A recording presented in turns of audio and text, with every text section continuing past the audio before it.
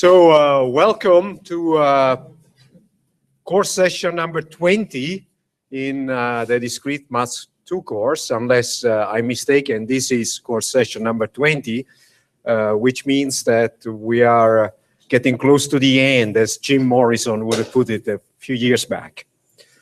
So what we are going to do today, together with the people who are with me in the lecture room, is to look at Bayes' theorem, which is a fundamental theorem that has to do with conditional probability with a plethora of applications in modern life. Not just in computer science life, but in fact, sort of in all kinds of situations in which we need to rationally update our information as to how likely certain events are based on stuff that we have observed. This ties in nicely with what we were doing last time in terms of conditional probability. And after we've done that, we will go back to some topics in basic probability that logically I put on a set of slides before the ones with which I'm starting today. But let's cut the crap, let's get to work, because we need to warm up our neurons. And we'll do so, as usual, by answering some questions with from our friend Dr. X, who has enlisted Luke Skywalker to sort of give us a word of wisdom or two. So that's a probability question.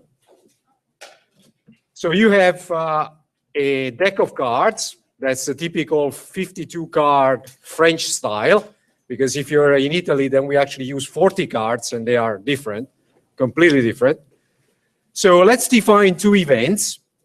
The event is the card is a heart. Event F is the card is red. Now, what is the conditional probability that event E occurs, namely the card is red, so the card is a heart, if you know that it is red? And then we look at it the other way around. Okay, so let's take our scratch pad out.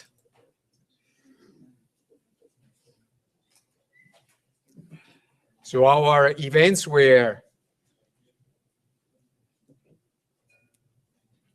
event E is card is a heart.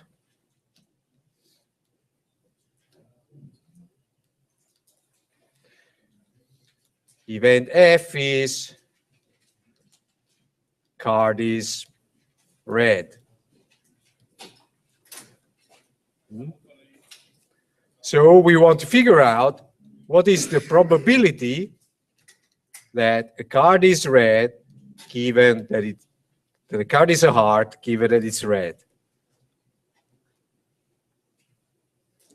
Okay, and our sample space is our 52 cards.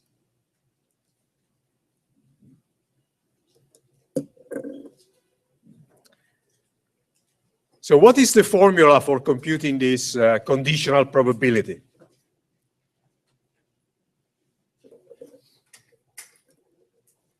And of course, the people at home are taking out their pens and papers and writing the formula down as we speak. Okay, it's the probability that both events occur, so the probability of E intersection with F, divided by the probability of F. F is the event that somebody told you has occurred. Okay, so you can imagine that I have this deck of cards, and I tell you, okay, I picked up a card, and it's red. That's the event F. Now I want you to tell me what is the probability that you should assign rationally to the event the card is a heart. Okay? Heart is 1 in 4, because there are not 13 out of 52 are 50. Okay, so the probability that the card is a heart, in general, is 1 in 4. So let me note down what your colleague has just said in the lecture room. So this is the probability that you would assign to the event the card is a heart before I tell you that it's red. But now I've told you the card is red. So what is the probability that the card is red? That would be P of F. One of your colleagues said it's a half. Why? Because half of the cards are red and half are black. Okay, so what is the event E intersected F? Well, it's the event the card is a heart intersected with the event a card is red, which is what? A card is a heart because every heart is red. So actually, event E is a subset of event F. Event E is included in event F. Remember, events are sets of outcomes. So event E stands for all the cards that are heart. So the ace of heart, the 2 of hearts, the 3 of hearts, and so on, up to the king of hearts. Event F, a card is red, is all of the hearts plus all of the diamonds, tigurs, I believe, in Icelandic or something like that. Okay, so actually this is the probability of E intersection F is just the probability of E, which one of your colleagues pointed out is 1/4. So now we are in business. This is 1/4 divided by 1/2. So it's actually times 2, which is a half.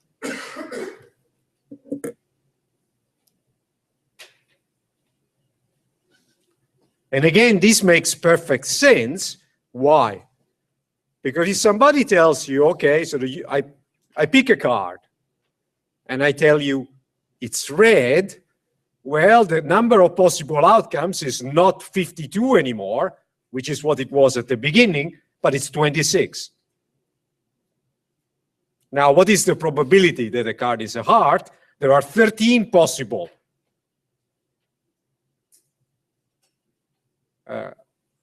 hearts out of 26, which is a half. So basically, by giving you some information, namely that a card is red, I've chopped the sample space in half, which gives twice as much as a probability that we had before I gave you this information that the card is a heart. So it was 1/4 before I revealed that the card was red. It's a half now.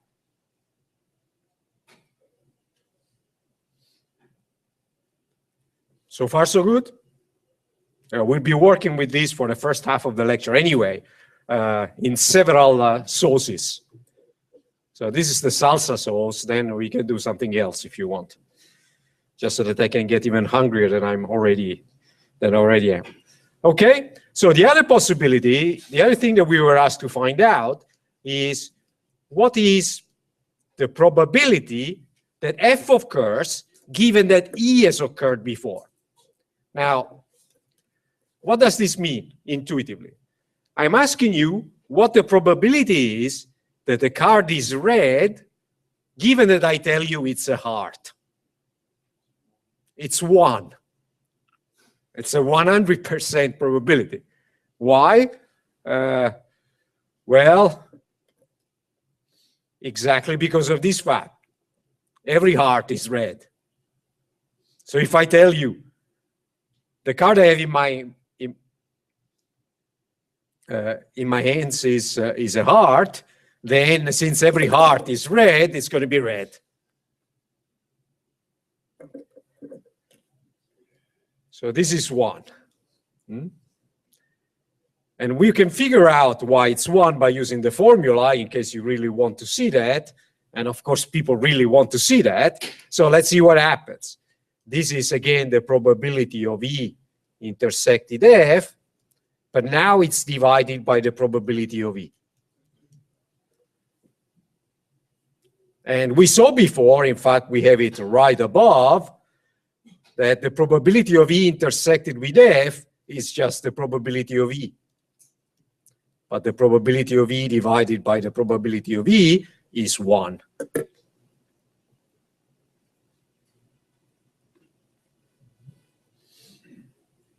So that's what you would do if you really wanted to use the formula. In this case, I mean, you don't really need to use the formula because, well, you just need to use the fact that one event is included in the other.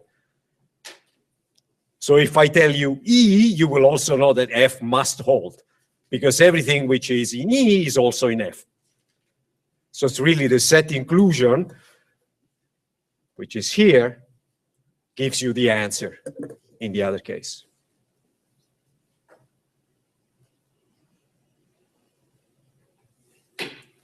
Okay, so far so good? So what we're going to do now is to work a little bit more with conditional probability.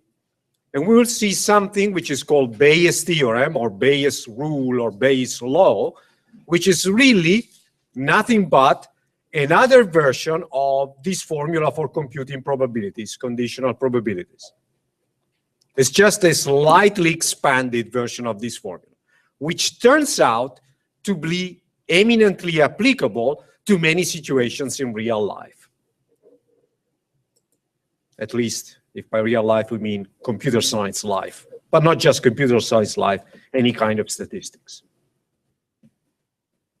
Okay, let me start by asking you a question. Suppose I tell you, what do Hamlet, The Clash, in case you know who The Clash are, so a famous band from my time, not yours, you're lucky, and your favorite politician have in common? It's got nothing to do with these three gentlemen here, not directly. These are neither The Clash nor Hamlet or nor your favorite politicians. As far as I know, none of them is a politician. Well, you know, they all needed decision support. Hamlet, to be or not to be. Well, he needs to make a decision. The Clash, should I stay or should I go? That's the question. You need to decide, which way do I go? Your favorite politician, well, do I vote for this bill or not? Or perhaps more likely, do I accept this bribe or shouldn't I?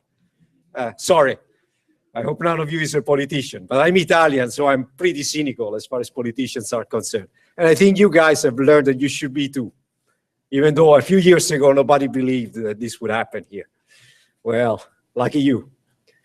Okay, so how do people do decision support? And it's not just Hamlet, The Clash, or your favorite politician who needs decision support. We all do. For instance, your doctor needs decision support. And he needs to have decision support every time he needs to figure out, or she needs to figure out, based on the evidence that you present, what kind of disease, if any, you actually have. And you know, that's probabilistic inference. There is no hard and fast rule that says, okay, if these symptoms occur, then this person has this disease. It's all probabilistic inference. And in fact, there are expert systems, decision support systems, that can help your general practitioner make better decisions as to what disease you might possibly have. And a lot of these tools today are based on something which is called Bayesian inference. And you know, Bayes is the guy who started the whole field of Bayesian inference in around 1760. But these three guys that you see here, two smiling Danes and a smiling Jew who lives in California, played a major role in making this possible. So Judea Pearl got the Turing Award, which is the Nobel Prize for computer science, for his work on graphical models and probabilistic inference. Stefan Lauritsen and Finn Werner Jensen, they were two colleagues of mine at the University of Aalborg, and they are the two guys, they developed one of the first efficient algorithms for doing Bayesian inference, because for a long time, people believed that this was a cool idea, but it was impractical. you couldn't really make it work fast. Well, what they did was actually to disprove this fact, and they built a company called Hugin Technology, or now Hugin Expert, that actually sells tools which are based on the original ideas, and in fact on much improved versions of the original ideas. Now, Stefan is a professor of statistics at Oxford University, so he has left sunny Aalborg for sunny Oxford, and Finn has retired. He's probably indulging in theater activities as we speak. So what do we mean by making calculations, having probabilistic inferences, and how can they help in decision supports? Well, here are some examples. Suppose the grass is wet this morning. What is the probability that it rained overnight? Well, it's actually not 1, because perhaps it didn't rain, but there's been dew. Okay, so how do you calculate this probability? Because I mean, if it rained, it's even more slippery, perhaps. If you test positive for a disease, what is the probability that you actually have it? Because all kinds of tests that we have, they do have false positives and false negatives. Can we make reasonable calculations? Should you be worried if you go and test for a disease and the test comes out positive? How worried should you be? Of course, we are always worried, but rationally, how worried should you be? What is the probability that you actually have it based on all the data that we have available?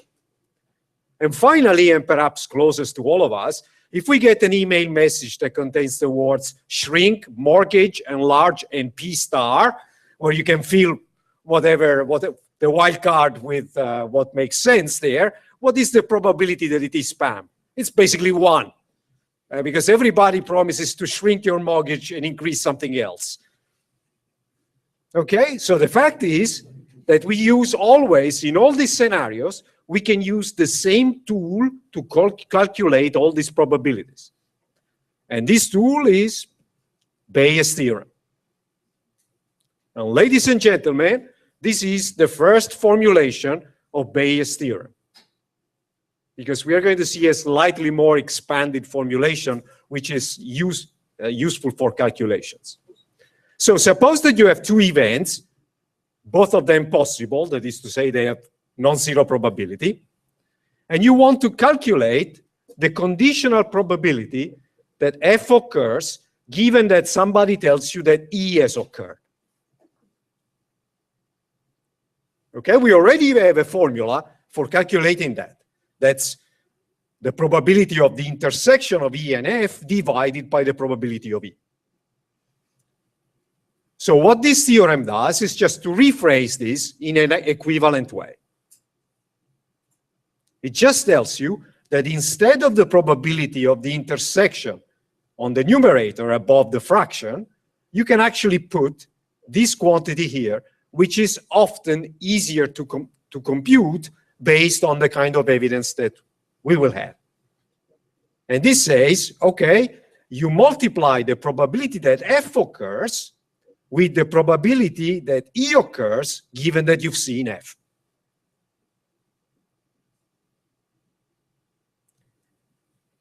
Okay? Now you might say, why? Why is this the same as the formula that we saw last time? Well, let's see.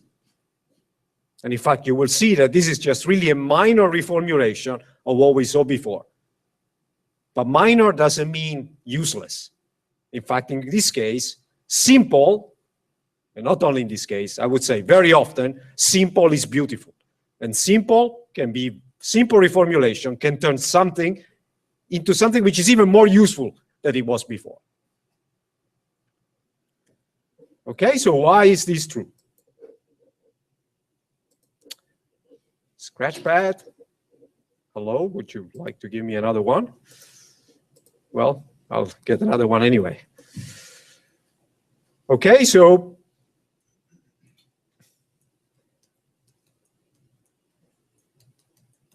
this is what we want to calculate. The probability that F occurs given that E has occurred before. And we know that E is equal to the probability of the intersection of the two divided by the probability of E.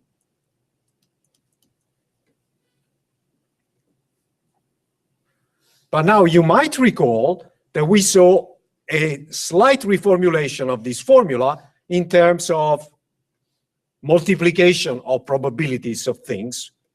And this was the following. Since we have this, it is actually true that P of E times P of F given E is actually the probability of the intersection. But now, since the intersection is commutative, we can swap the roles of F and E in this formula here. This is also equal to what? To the probability that F occurs times the probability that E has occurred given F.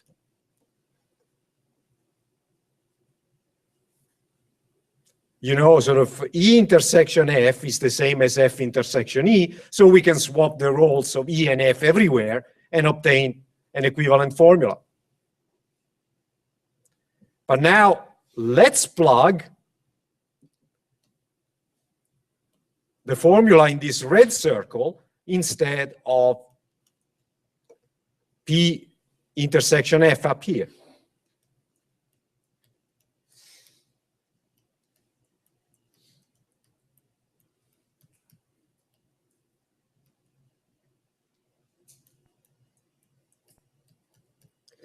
What we have done is to prove Bayes' theorem, because Bayes' theorem says that P of F given E, the probability of F given that E has occurred, is equal to what?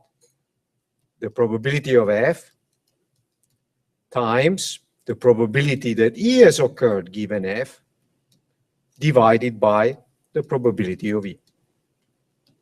That's what we had before on the slide, and this is Bayes' law.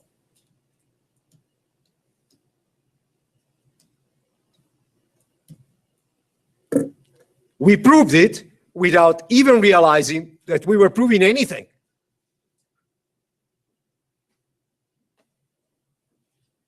So Bayes' theorem is nothing but another formulation of the conditional probability equation that you all know and love by now. Well, at least I hope you know it, or you will know it. Whether you love it, that's another matter.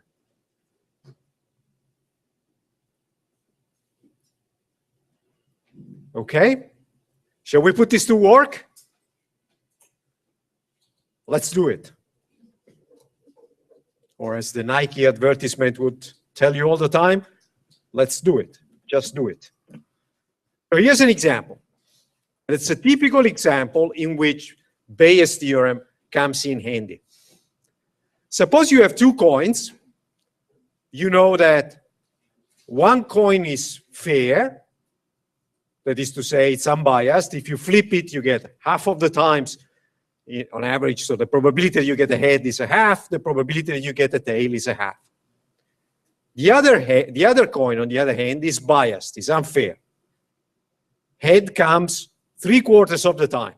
So the probability of a head is 3/4. The probability of a tail is 1/4. But the two coins are identical. You cannot tell which is which by looking at them. So you pick one of the coins and you flip it 3 times. And you get head, head, tail. What is the probability that the coin you flipped was the unfair one? Now, before you flipped anything, you pick a coin at random. They are identical. The probability is what? A half. You either pick one or the other, and you can't tell which. So the only rational thing to say is a half. But after you flipped it, you get head, head, tail. Now, what is the probability that you should rationally assign to the event I picked the unfair coin? Well, let's see. Let's calculate it.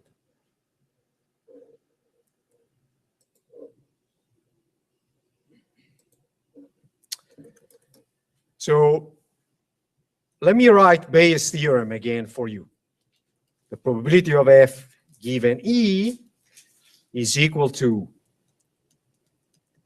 the probability that F occurs times the probability that E occurs given F divided by the probability of E. Now, what are the events we are concerned about? Well, we want to compute the probability that the coin that we have flipped is unfair, given that we got head, head, tail by flipping the coin that we picked 3 times. Okay, so what are the events? What do you think would be a good choice for event F? We want to compute the probability that the coin we flipped is unfair, given that by tossing it 3 times, we got head, head, tail. So what is a good choice for F?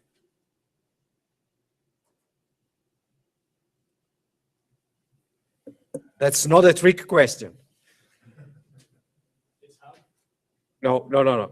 What the event F is. The event if we want to find out whether the coin is unfair, given that. Absolutely, your colleague here is saying the event F is coin unfair. And what is a good choice for E? Well, I got head, head, tail.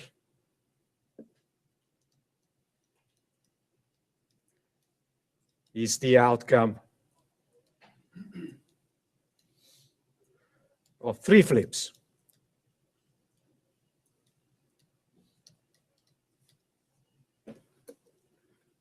Okay, so far so good. Excellent. So now we can start calculating the probabilities. Now, remember, so that if you had the fair coin, the probability of head is equal to the probability of tail is equal to 1/2. If you have the unfair coin, the probability of head is 3/4, and the probability of tail is, of course, 1/4. So remember the checklist. Now we should start calculating the probabilities. Now, what is the probability that we flip the unfair coin? Sorry, we pick a coin. The probability is 1/2. Okay, before we start flipping anything, the probability that one of the coin, that the coin that we picked is unfair is 1/2. Because we had 2 coins, we picked 1. Okay, so the probability to begin with that we can assign to the event the coin is unfair is 1/2. And if you are a Bayesian guy, you call this the prior probability.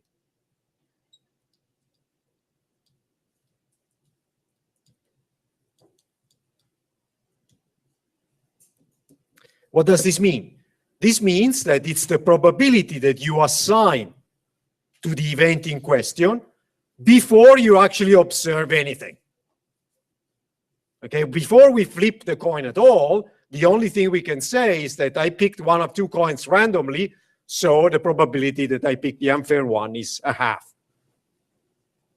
That's the prior probability. What a Bayesian would call the thing that we are about to calculate, namely this, is the posterior probability. Posterior means it's the thing that comes afterwards. It's the probability that we can assign to the event, given that we observed head, head, tail in this specific question. So it's the revised probability that we assign to the event in question after we have accumulated some data about the event. So based on observation, we revise our probability estimate that we had before the observation. And of course, you can imagine that the more you observe, the more data you have to draw statistical conclusions for, the more accurate the probability estimate will be. Okay, so the next thing that we want to calculate is what is the probability that we get head, head, tail, given that we flipped the unfair coin. Now, what is it? And really here, you don't need any formula to figure that out. Now I tell you, you're flipping the unfair coin. So what is the probability that you get head, head, tail? Okay, so you're flipping the, what is the probability of getting one head? 3/4. Get second head, 3/4. You get the tail, 1/4. And what do you do with these probabilities? You multiply them together, as your colleague in the front row is saying. Because these are independent coin tosses. So when you're doing independent, so this should be 1/4. When you're doing independent stuff, you just multiply and you get the probability. 9 out of 64. 9 out of 64, as our calculating colleague is telling us. Thank you. Okay, we are nearly there. We need to calculate the probability of the event T. Namely, of the event, I get head, head, tail. Now, what is this probability? Well, this is the probability in general of this event. So we need to calculate the probability that I picked the unfair coin and I got head, head, tail, which we already calculated, plus the probability that I picked the fair coin and by flipping it, I get head, head, tail. This tells me what is the overall probability of getting head, head, head, head, tail from my experiment. Do you agree with that? Okay, so let's calculate it.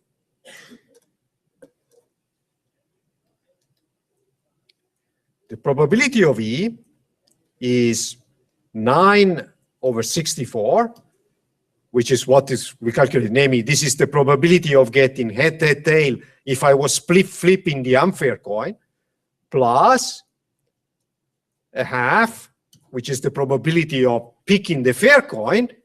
And then what is the probability of getting head, head, tail if I flip the fair coin? 1/8, as many people are saying in the room. So what we have is 9/64 plus 1/16, which is what? Well, I write 64 here. And what? 13/64. Anyway, the calculations don't really matter. But okay, now we have everything. Now all we need to do is to plug in these values into the formula. Now, since the formula has gone above the page, I write it down again for you. The probability that I'm flipping the unfair coin given E, namely that based on the fact that I got head, head, tail, is the probability of F times the probability of E given F divided by the probability of E. Okay, now let's plug these things in. So I have a half times what? 9/64 times the probability of E to the -1.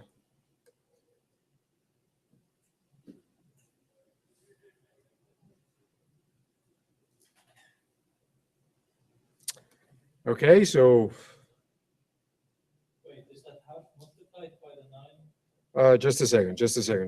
No. Sorry. The half should not be there. Of course, because I had already multiplied by 16. I have already calculated in the 16. So what I get is that this is 9/13. Yes?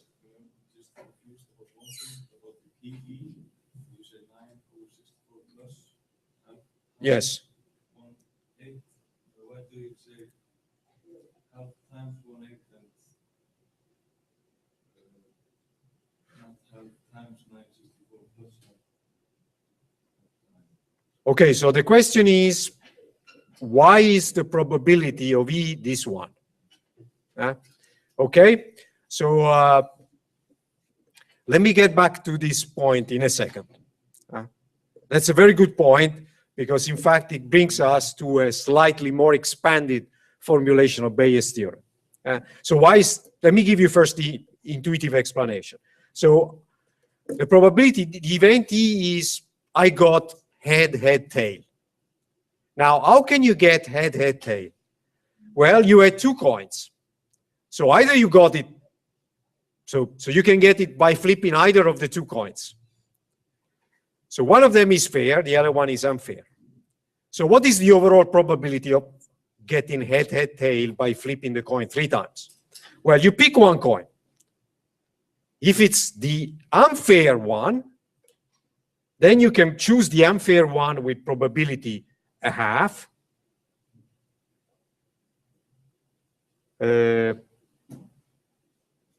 Yes. So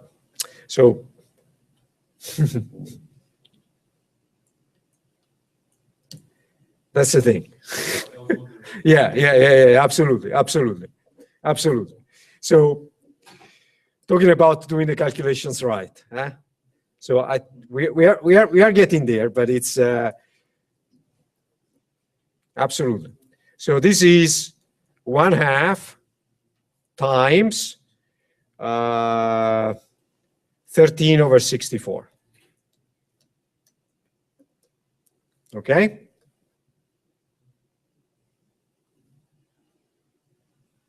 No, sorry. What am I saying? It's not 13, it's 17/34.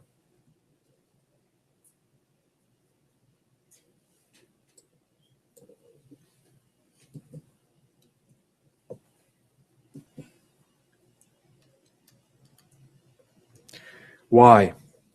Because I pushed the 1/2 on the side. Okay, so this thing is actually equal to 1/2. And then you have 9/64 here plus 1/8. And this is equal to 1/2 times, with 64 down here, it's 9 plus 8 up here. So you get this thing. Okay, so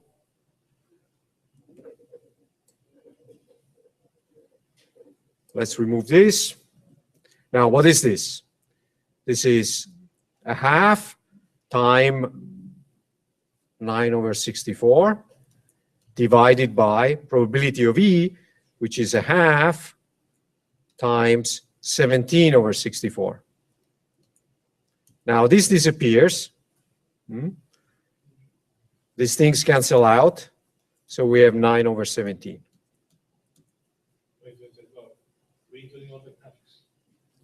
Yes, I'm redoing the calculations because now I'm doing them right. Before I did them wrong. It's just a matter of like doing the calculations. But so this is the formula. This is correct now, actually. This is what we get. So what does this tell us? Now, 9/17 is a little bit over. It's roughly 0.53.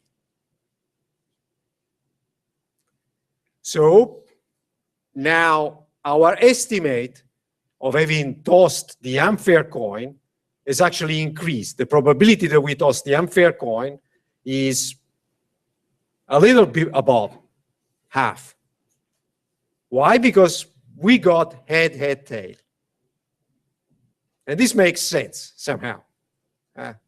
No, the difference is not huge because I got head, head, tail. Well, I could easily have got that by flipping also the fair coin. But there is a slight bias towards, there are more heads there.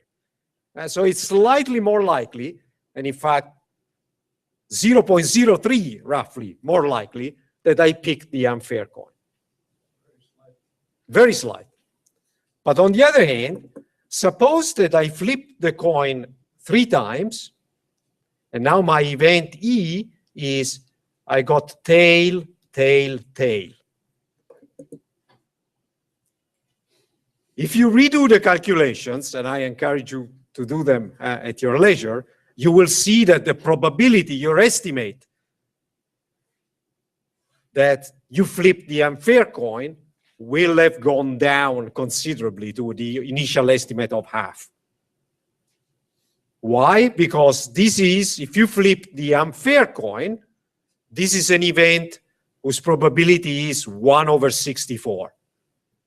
Because it's 1/4 times 1/4 times 1/4. So it starts becoming a very unlikely or a rather unlikely event if you had picked the unfair one. So your initial estimate before you flip the coin of the probability that you flip the unfair one is a half. But if you see tail, tail, tail, then it will go below a half and not by a small amount. Because 1/64 is already a rather unlikely event. Not extremely unlikely, but rather unlikely. You have to be lucky to get tail, tail, tail. That's the one possibility out of 64. Yeah, it's not so good. Okay, so I encourage you to do the same exercise with this thing here. I would like to do another example of the application of Bayes' theorem, but before I do that, let me go back to the formula that we use to calculating the probability of E there. Now, let me give you again the formula that we used. So we said the following. Okay, when is it that I can get E? Well, either by picking the unfair coin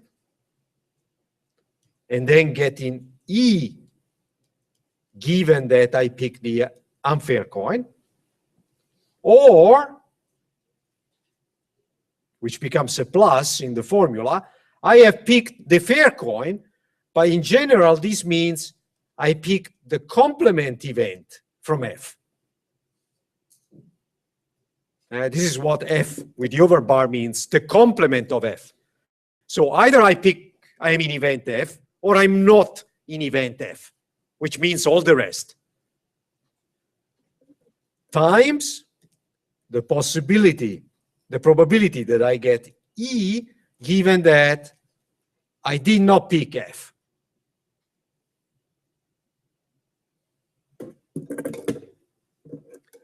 So if you use this formula, you can always compute the probability of an event E. And EF is the other event that you want to use in the computation of the conditional probability using Bayes' theorem. Okay, that's exactly the formula that we used here. In this case, F was fair, F complement was not fair. This is really like a negation. In general, the outcome, the event F may have several outcomes. And you say, okay, I'm either picking, I'm in the event F, or I'm in not F, which is the complement of F with respect to the samples.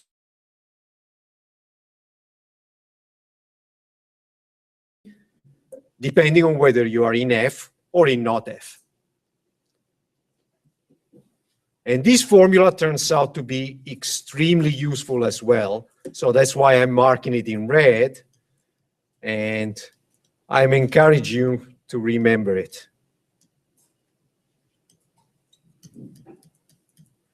Or alternatively, write it down.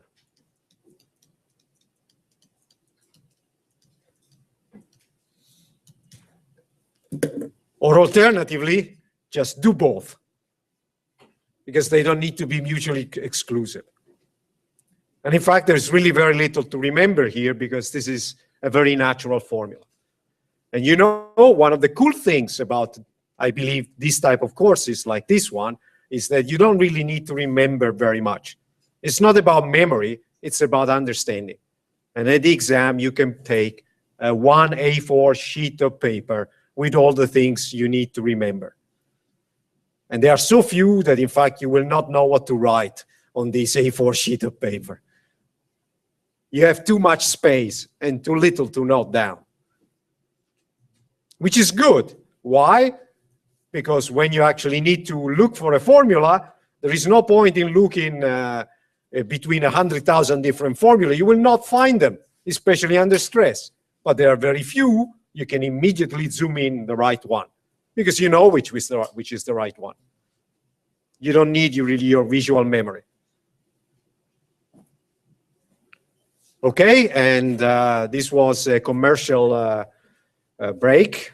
Let me have now a real break. We'll reconvene in 10 minutes time to do a little bit more Bayes theorem applications.